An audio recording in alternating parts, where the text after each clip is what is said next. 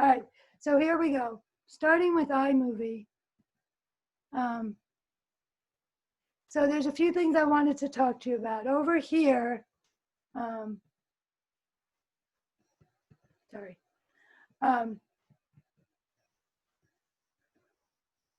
We could still just see you. Oh, that's good. It's all right. It's okay. We like looking at you, but just. And guys, I really appreciate your patience with me yesterday. That was embarrassing. So I want to show you, are you seeing my screen now? Yeah. Okay. I want to show you over here, the iMovie library. So these are all these iMovies I've made. And I've deleted some of them. But when I click on them, I can see the media I used for that movie. And so that's an easier way. Like you saw me fumbling trying to find those two videos in my iPhoto library. If I had happened to use it on a previous project, that would be a quicker way to access it. And there's your Pear Deck Zoom right down there. Is that it? Mm-hmm. Oh, was it? Oh, yeah. Go back. We want that. Go down. Sorry. I would be really surprised if I, oh, it does say Pear Deck Zoom. So bossy. Is that it? Yeah, and it's 1.2 hours, so it probably is. Oh, all right. Oh, no. That's the district technology thing I did. So yeah, I could put that up. That's good. It's just that, yeah, I did that 1 hour thing, but then I did a whole academy, which I didn't film. But yeah, I could put that up. Good eye, Carlotta. Thanks. So what I wanted to show you on this, where it has events. So if I click on this, it brings me also to, oh, they're connected to my iMovie libraries. But I wanted to show you if you wanted to get rid of it. Let's see. Now I'm forgetting how to. Okay, I guess I'm not going to show you it. Are there certain commands on? Well, are you on your phone? Yeah. No. Who, me? Yeah. No. No. We're on something else. Yeah. Okay. I'm on a laptop. All right. So forget about that. The other thing I wanted to point out before I forget is when you're looking at these audio, I do want your attention down here to the theme music. They're not very long, but those are the music that go with the themes that they offer you. So because when you choose a theme, it doesn't come with the music automatically. So you'll need to go in there and pick it up off of here. Some other things I wanted to show you. When you have selected an audio clip, a video clip, these tools are available to you at the top. I wanted to go through them. This one I recommend, this equalizer. You can reduce the background noise. And I like that it has a voice enhance, because that's a big issue with when you're doing on-site recordings, or you're recording someone who's speaking, but you're trying to get a bigger shot, so your microphone's kind of far away from who you're really wanting the people to hear. I found that equalizer helped. In audio, I also found it helped to use the auto. The auto somehow automatically improves things, loudness. And in here, I also want to point out, like if I brought this theme music down. So now I have me talking in this clip and I've got theme music running behind it. If I select this clip, my audio, I mean my video clip, and then I click, excuse me, on audio, I can choose to lower the volume of other clips. So watch the volume of the green clip below it. As I slide this, oh, nothing happened. But it should be decreasing the volume of the green one. And I Do you can have to also, click on, oh, sorry, Claire. Remember the yellow line? Do we have to click on the yellow line to do that? I don't know. I made notes. well, I could do it by hand on this audio, but what I was hoping the computer was going to do, because I chose, okay, let's look at that again. Maybe it did do it. So I choose lower volume of other clips. Yep, it did. See how it jumped down like that? Let me unchoose. So watch Oh, the yeah. green. Yeah. So Wow. that's a nice feature. And you can adjust the volume of your clip up to 400. The other thing I want to show you in here is the shaking camera.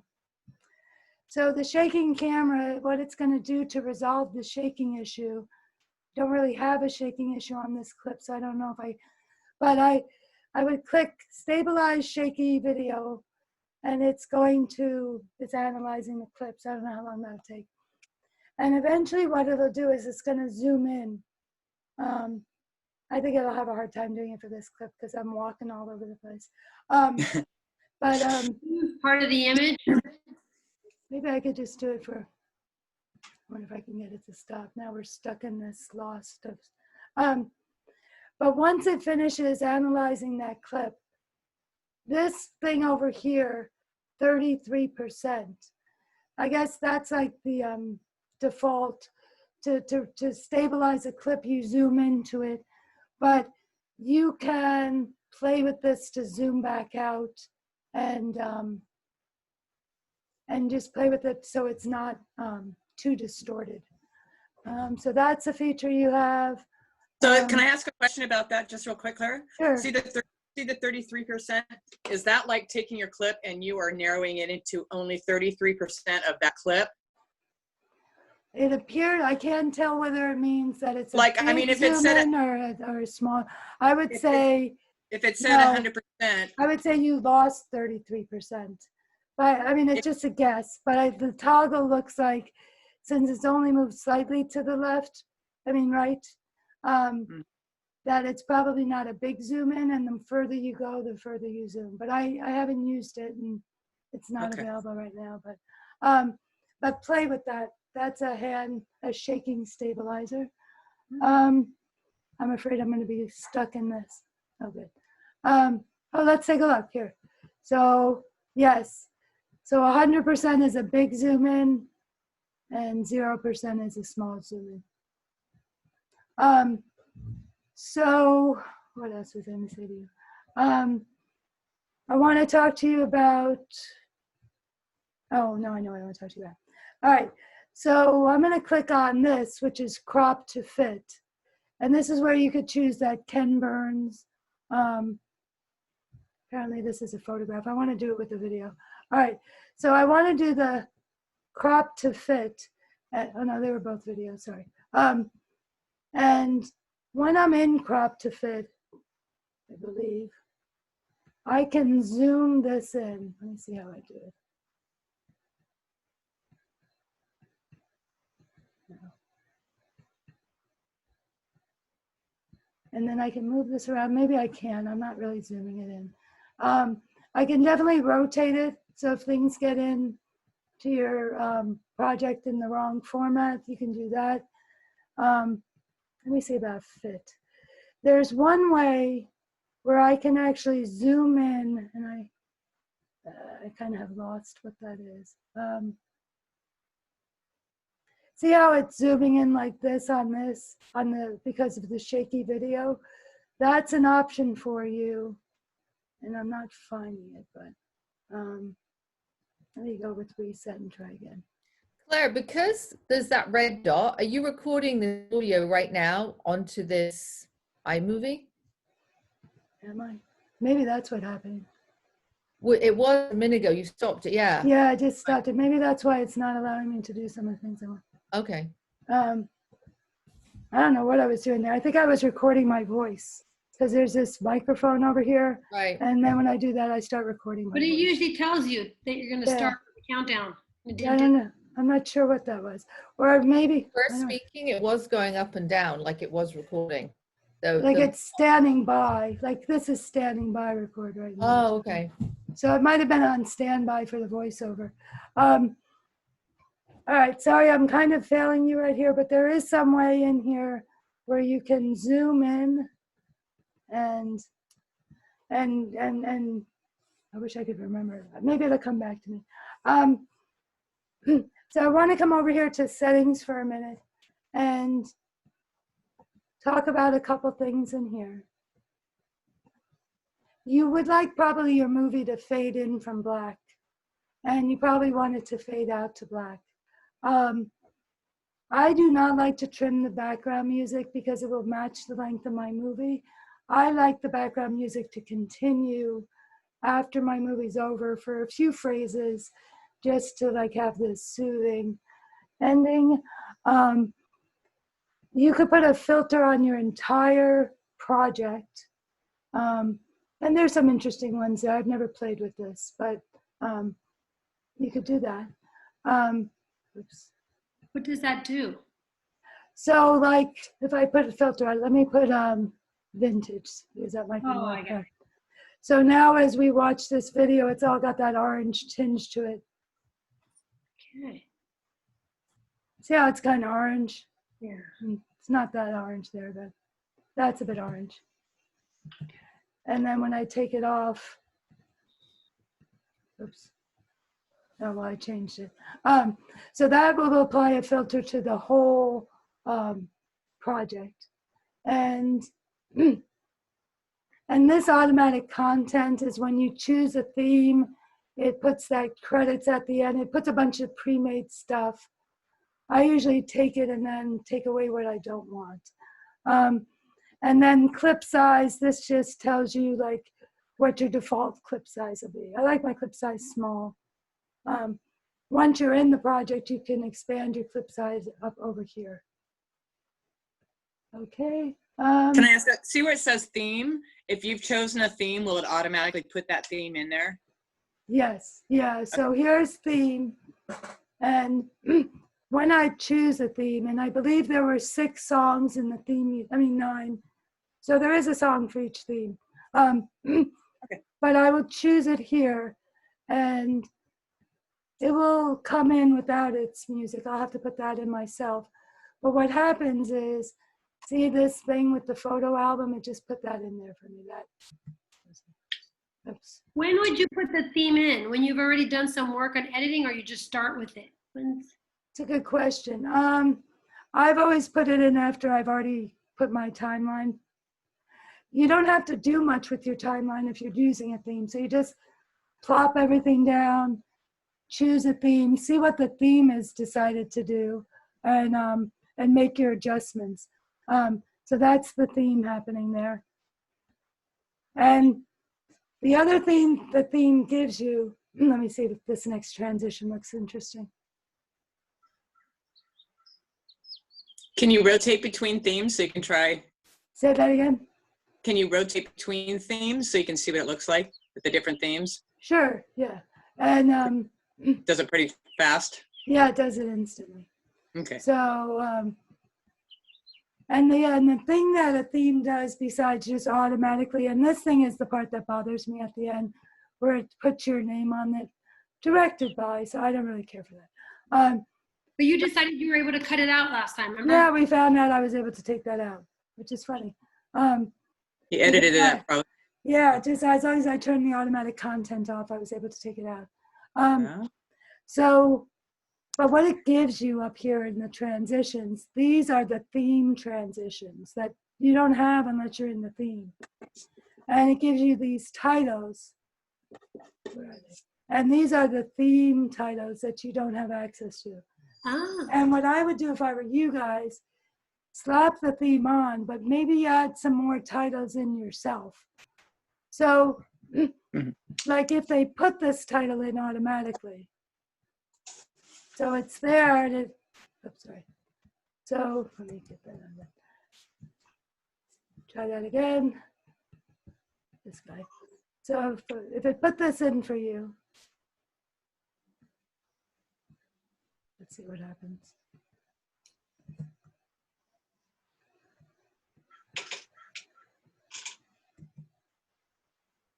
It's glitching right now. But there'll be things that they want you to type.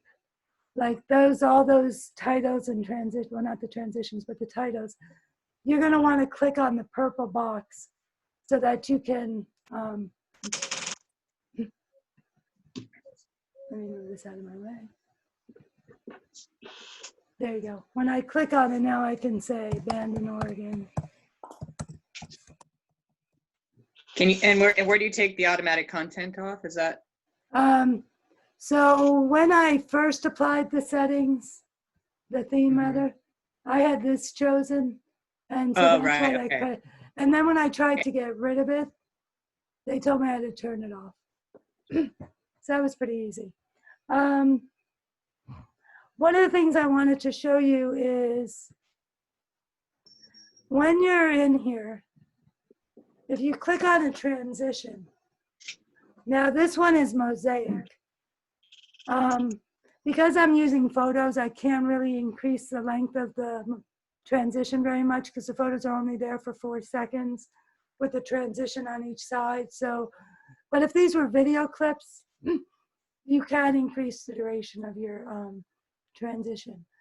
But the other thing is you can hit apply all. So let me see if I can get this up to 0.4 at least.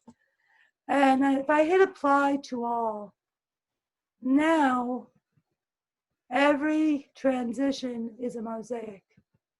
And none of them are able to be at 0.3, but that's because it's photos.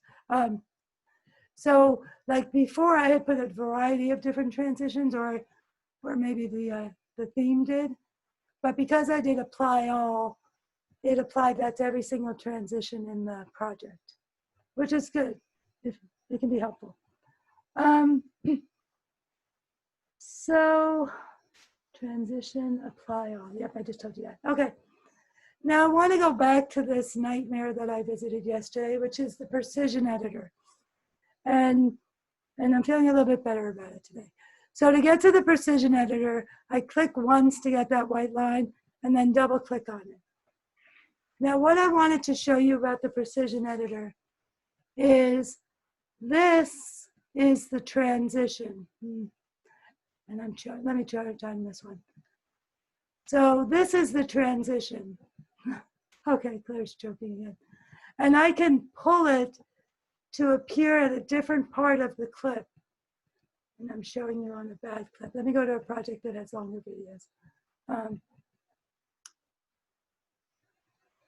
Okay, a video followed by a video. Okay, so in the precision editor, I can move the transition by grabbing it in the middle and move it slightly. So I can shift where the transition occurs, and I can change the length of the transition. And I'm doing this in that precision editor. And if I'm like, oh, I want this clip to start a little bit earlier, I can just move that clip so it starts. And I don't want to leave this clip so early, so I'm going to move it there. Or I want to get out of this clip sooner. And that changes where the transition is. Difficulty understanding a little bit of this, Claire, so if you can just help me. Mhm. So where that clip looks like it begins? See this gray here? Yes. This is never seen. Got it. And Thank this you. gray here, this is never seen. Perfect. That But answers- I can bring back more of this footage I cut out. Got Which, I'm actually lengthening the transition, but I can actually move it. Ways you can move the transition is just by grabbing one of these bars Oh, that's or great. grabbing it in the middle or just sliding these clips back and forth. The other thing is in the precision editor, although actually I'm going to come out of precision editor because I think this is available in regular. Claire, on the precision editor, how's that different from just cutting it? So it's still ending at the same spot? Couldn't you just drag the transition? No, you couldn't drag this transition, right? The transition's going to be between two defined clips. But I could trim this clip, like that would be one way to do it. Like, oh, you didn't want it there? Okay, I'll just trim this clip, now it's somewhere else. Or I could trim this clip, or I could pull this clip back out and get my stuff that I had previously trimmed. Now, what's the advantage of the precision editor? I can get it to open. It also says up here, window precision editor, if you're having trouble. Now each of these gray things are places where clips meet. So I could just work on a bunch of things at once. Now I'm working on this one. Now I'm working on this one. Now, when I say working on it, this is the transition, and I can make it a longer duration, and I can change where it happens on the clip. Like, okay, when the dog starts barking, I want to get that out of there. And this clip as well. When do I want this clip to start? And the advantage of doing it this way is I can see it in the preview mirror window. And if I did it the other way, I'm still seeing it in the preview window. But it's just a different way, I guess. But I want to show you this. So I'm going to zoom in. So, and I want to make sure that I'm showing my waveforms in my clips because I'm going to use that. Apparently, I am using a clip without any audio. So let me go back to my other clip that I've been manipulating these so much that I've taken. Can I ask you a audio. quick question? Yeah. Claire, see the area that was gray down below? How did you make it? Is there just like a solo button where you're only hearing one track, or how did you get that gray? I'm sorry, I missed that. Which gray did I get? How you had the two tracks running and one's on top of the other? Yeah, so that's Precision Editor. Right. So you can click on at the edge of a clip to get this thick white line. Yeah. And when you see that, which I'm having challenges with, double click on it and Precision Editor shows up. You double click on the playhead? On the thick white line on the play. Well, Thick let me white show you. line, which is different. Okay. Okay. Yeah, so this is the playhead, but when I click on it once, see that thick white line that showed up? Ah, right. Click on that twice. Or put your playhead where you want and go window. This is Okay. how I do show. That works too. Yeah, oops, I didn't want that. Now, there's another thing called Sports Team Editor, which I have no idea what that is. It looks fascinating. If anybody ever figures out what this is. In Precision Editor, what I wanted to show you is you can, and I believe you don't even have to be in Precision Editor for this, but if you go onto the audio part of either an audio clip or a video clip, and you get this up and down arrow, if you hold Option, you'll see now I have an arrow with the plus sign. If I click, I get a little dot there. I'm going to put a few dots on this. Oops, let me get back to it. You have to be in either like this 4-arrow mode or the up and down arrow mode. Hit Option and then click. Let me get another one over here. Option and then click. Now, why would you do that? So you can fade in and out of your audio. That's an option. But this is more of a sophisticated fade where I'm dragging dots down. Now, if I wanted it to go right back up, I put another dot, another dot here. So when I drag this guy down, I can make this like Grand Canyon of sound that we come out of. And I can modify how smooth are we coming out of this by putting more dots and dragging those down. So it's a way of finely manipulating your audio. I'm just gonna confirm. If you do Yeah, that, you don't have to be in Precision Editor for that. You can do that in regular. Sorry, Don. Claire, if you do something to your audio and you don't like it, is there a Control-Z type function? Yes, Control-Z is a thing. Okay. And I recycled. I wanted to give you a few.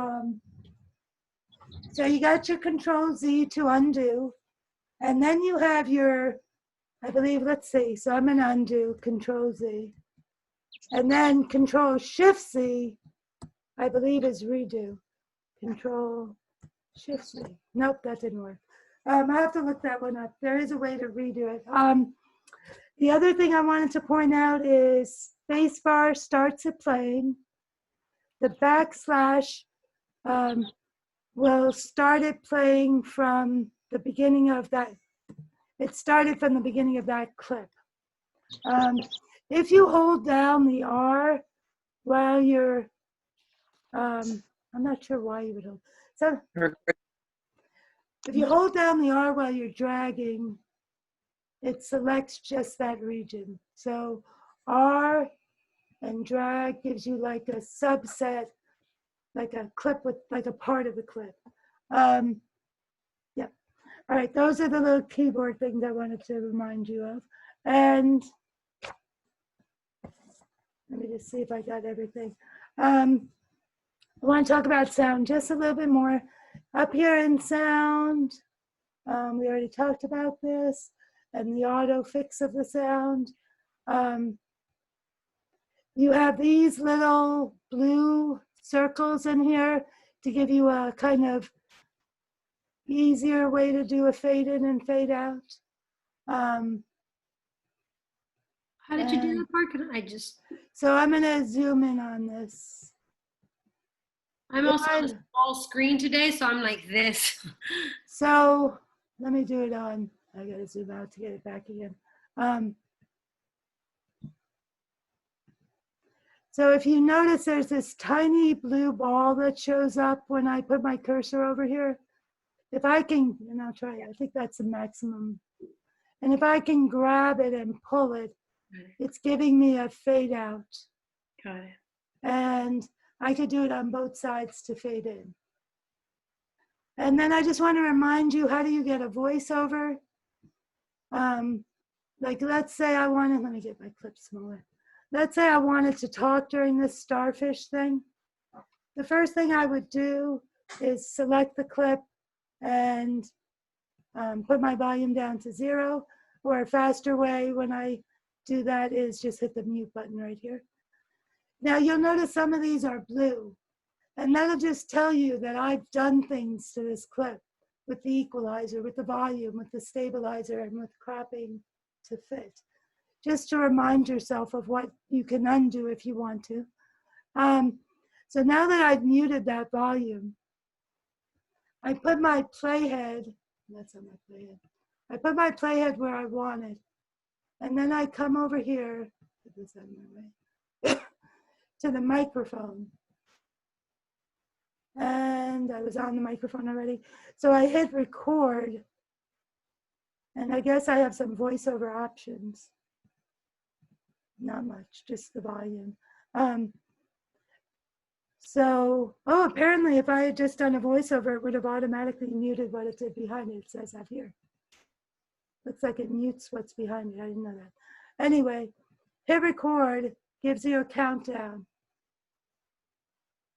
And now I can see the video and make my words match what's happening. Like, look at that starfish hanging on to a rock. Come to Oregon, get your feet wet. And now I can see the video and make my words match. So there you go. That's your voiceover. There are questions coming up for anybody that they want to make sure I talk about before our class ends? Oops, sorry. I have a question, Claire. Hi. I did a voiceover yesterday, and then when I came back into my iMovie, Mhm. the movie kept going black. I could get the voiceover, and when I clicked on it, it just went black. The movie was black. And then it did it to quite a few movies in that album. And in the end, Did you share your screen with me? And maybe I could see. well, now I fixed it because I restarted my computer, because I just typed that query in my browser, and it just said, try restarting your computer. Oh, okay. Oh, it's good to know because I hadn't experienced that. Yeah. So the voiceover was making your video go to black? Yeah, it messed up my videos after that. A few of them were black. Not all of them, but like 3. Yeah, I see a few. I haven't seen a glitch like that, but Apple definitely has issues like, I don't know, Ellie, I think you said you experienced it too, where you're trying to find something in your photo album and like, it's on my phone. Why is it not on my laptop? They're like, you know, I don't know. I've had trouble just trying to problem solve something and have gotten frustrated and just turned it off and then come back later and then it just works seamlessly. Like what took 2 hours and it takes like 7 minutes. So I don't know. I think there's just glitches sometimes. I think it has to do with the cloud and things don't make it from one device to the other as fast as you would think. One workaround I found for that is because, let me share my screen with you. So when you're trying to add media from your photos, well, of course, the best workaround is to make an album. That'll make your life so much easier. But when you haven't done that and you're looking at all photos, one thing to keep in mind, it's not the date you added the thing, it's the date it was created. And you might not even know when it was created. But if you could find the name of the thing, like yesterday, that's how I finally found those silly clips. They were called iMovie because I had exported them from and if there's, and that's why I was asking if anybody knew how to find the name of an image. But if you're working with things and you're moving them around and it tells you the name, like image 6047, it's helpful if you know that because then you can search for it this way. Are there other questions? Also, maybe you could airdrop them onto your phone and then it would come up from your phone to your computer and then it would come up. You'd find them right away in downloads. Yes, yes. And then name it and then be able to find it later. import Yeah. it. Yeah, I meant to open the photos, open iTunes. Yeah, if you guys haven't used AirDrop, I recommend it. It's like it should be really easy to get a photo from your phone to your laptop, but sometimes I don't know, I can't find it or whatever. So let's say it's this photo.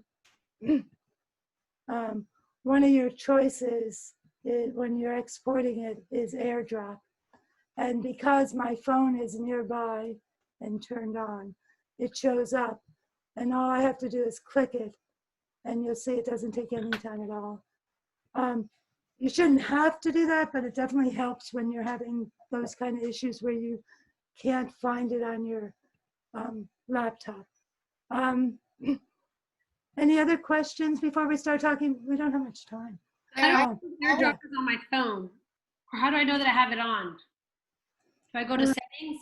Yeah, it's definitely a thing that you turn on and set. You want to get, Ellie, you want to get your movie that, and then you go AirDrop it, and then on your computer in Finder, you want to go to AirDrop. So you need AirDrop open on your computer, AirDrop on your phone, and then it just jumps across, and you just need it close by.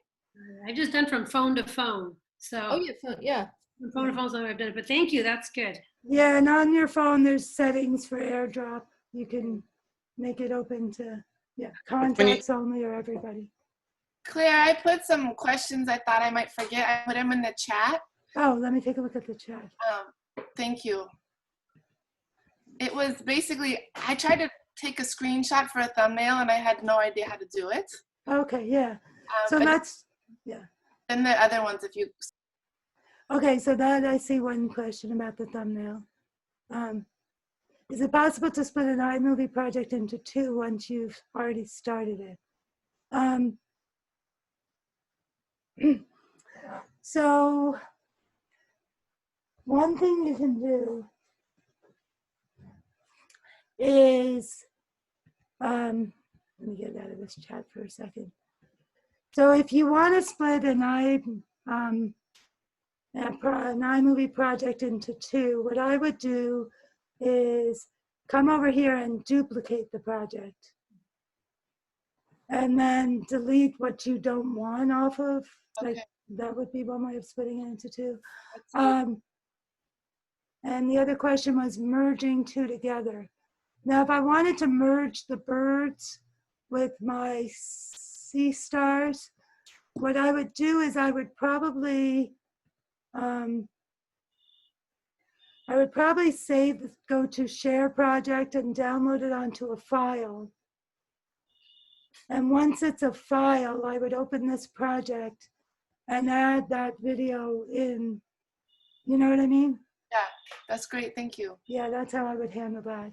And what were the other questions? The other one was how to do a screenshot. And then if I put something on YouTube and like you suggested, I clear my desktop to save space, but then I want to edit later. Is there a way to bring it back? Yeah, you can download it off of YouTube. So, and then quickly on a screenshot, why don't we have you practice that right now? So it's Shift, Command, and 4. And then you go to crosshairs. You drag the crosshairs, like you click and drag. When you let go, it took a picture of whatever was highlighted. Shift, Command, what? Shift, Command, and 4. Okay, Command. Okay, got it. Now, if you did Shift Command 3, it would just take the whole desktop. And sometimes, because of issues you might be having, it's easier to just take the whole desktop and crop it down later. But in general, I don't use Shift Command 3 because that's just giving myself more work. I use Shift Command 4, so I just am taking what I want, so I don't have to resize or do anything like that with other. So when you let go of it, it takes the picture?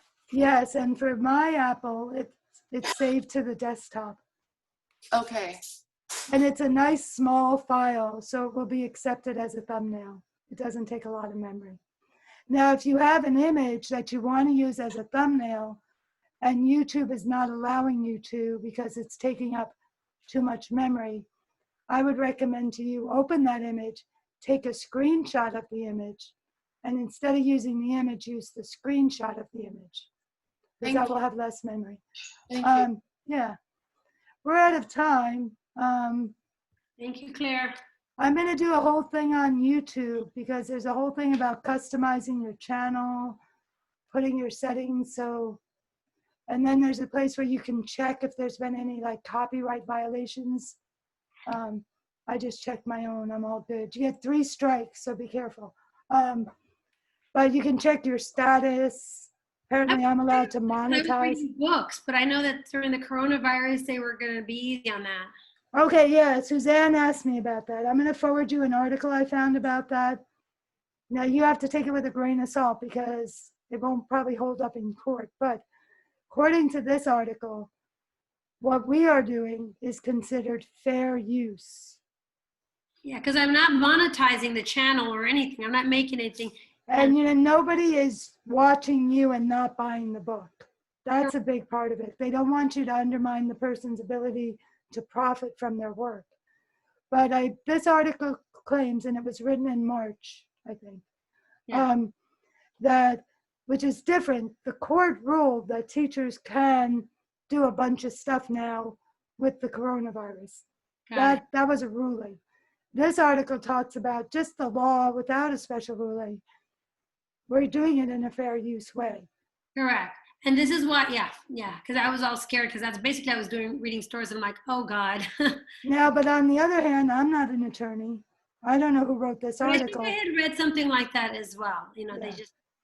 You can look at the source it comes from if it's a reputable source, but just proceed with caution. Oh, I want to show you something really quickly. Maybe I can. I'll put it in my video too.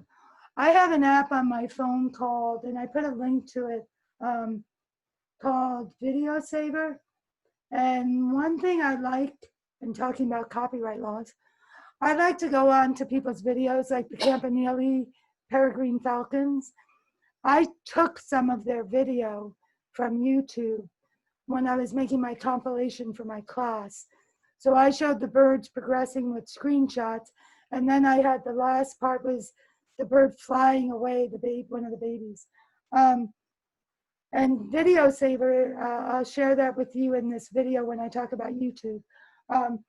It allows you to grab videos off of the internet, and then you can put them in your camera roll and edit them in iMovie. And I think as a teacher, that's going to be a tool that we should use, of course, with caution because of copyright laws. But I think if you use brief enough clips, that could be really a way of making your videos educational, even more educational. Do you know what I mean? I'll just clip your videos. Yeah, go ahead. Feel free to. Yeah, and I'll probably share with you a link to both of my channels so you can, because I have a bunch of educational videos on Attractus 478, but most of them are on my Berkeley one. But so yeah, I think the lots of key is things I'm gonna do. nobody's going to go after an individual teacher for reading out a book, especially if it's like unlisted or whatever. But I think in the activity sets, if there was a teacher, like if a whole district, Berkeley Unified was reading a book and that was in the activity set, they might go after the district, And I feel like for me, I did a lot of copyright infringement stuff, I'm sure, loads of stuff all the time. But you didn't really see that in the activity sets, did you? Yeah. They didn't. They were really careful about Yeah. what they were doing. And I think historically as teachers, we've never followed copyright laws, right? I mean, Right. the Xerox machine, because we don't have money, right? So we didn't have the book, so we had to do that. And And how bad would an author look going after us? well, they went after Oxford. Did you hear about that? Yeah. But then Oxford wound up getting a big sum of money because they got embarrassed for going after a school. I do remember that. Yeah, so you never know. But it's with our luck, we're not going to be the case where they will be the case where we lose our house because they sue. Not that I have a house, but yeah. Anyway, so guys, so thank you so much for joining me for this. I appreciate you taking a chance with me and seeing if it was worthwhile to you. Thank you, Claire. Oh, Thank yes. you. Claire, Don't it's work definitely too much this helpful. summer. You know, Melly, the other option is I clean my house and I don't want to do that. Gonna be Bake. spotless. Say that again, Ellie. You should continue baking. You're really good at that. You know, with the virus, baking is not a thing anymore. I have nobody to give it to. Nobody's going to eat my food. Right. You're right. Isn't Plus, that you don't sad? want to sit home. You don't want to sit home eating it all because then you're going to be like, Yeah, I'm rotunda. lucky. I have a special thing where I can't eat, but my people around me, like my son's girlfriend, her mother asked me to stop sending bacon. I was like, oh, dude, I'm going to cut this out of my recording. But I'm like, how's that for body shaming? Like, but, teenage girls and their mothers, I'm not going to get involved with, Oh God, no. I'm one of them. So who knows? Yeah. Oh, my I felt like God. saying to her, all right, guys, I'll talk to you later. Thank you. Yeah. I Thanks, can't Claire. end the meeting, so I'm going to ask you guys to just sign out. I just have to keep the meeting going.